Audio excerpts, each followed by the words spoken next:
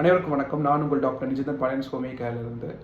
நிறைய பேர் நம்மளோட வீடியோ பதிவு கூட நம்மளை நாம் குறைத்து மதிப்பீடு பண்ணக்கூடாது அப்படின்னு நம்ம சொல்லியிருப்போம்.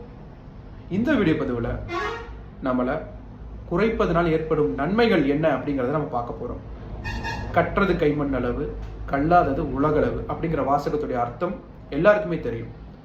இங்கே நம்ம சுப்பீரியராக உணர்வது அப்படின்னா ஒரு சேச்சுரேஷன் பாயிண்ட் வந்து அடைவோம். ஒரு என் பாயிண்ட் அப்படிங்கிறது இருக்கு, ஒரு முடிவு அப்படிங்கிற ஒரு விஷயம் இருக்கு.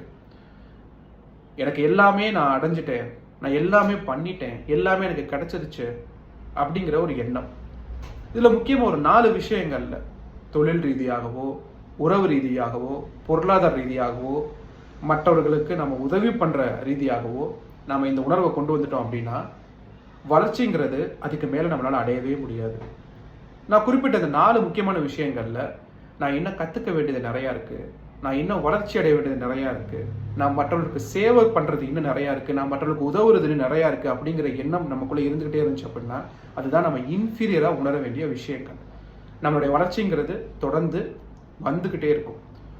இங்கே இன்ஃபீரியராக உணர்றதுக்கும் இன்ஃபீரியாரிட்டி காம்ப்ளெக்ஸ்க்கும் நிறைய வேறுபாடுகள் இருக்குது. அது ஒரு சின்ன எடுத்துக்காட்டோட பார்க்கலாம். நான் படிக்கலை, நான் நல்லா இல்லை, நான் படிச்சிருந்தேன்னா இன்னமும் நல்லா இருந்திருப்பேன். இது ரெண்டுக்குமே வேறுபாடுகள் வந்து ஒரு சின்ன வேறுபாடான வார்த்தைகள் தான் இருக்கும். ஆனால் அர்த்தங்கள்ங்கிறது நிறைய மாற்றங்கள் இதில் கொண்டு வரும். ஸோ எப்பயுமே எல்லா விஷயங்கள்லையும் கிடையாது, ஒரு சில குறிப்பிட்ட விஷயங்களில் நீங்கள் உங்களை இன்ஃபீரியராக உங்களை குறைச்சி மதிப்பிட்டீங்க அப்படின்னா மேலும் மேலும் அது உங்கள் வளர்ச்சிக்கு ரொம்ப உதவியாக இருக்கும். இது தேவைப்படுறவங்களுக்கு மற்றவங்களுக்கு பகிருங்க.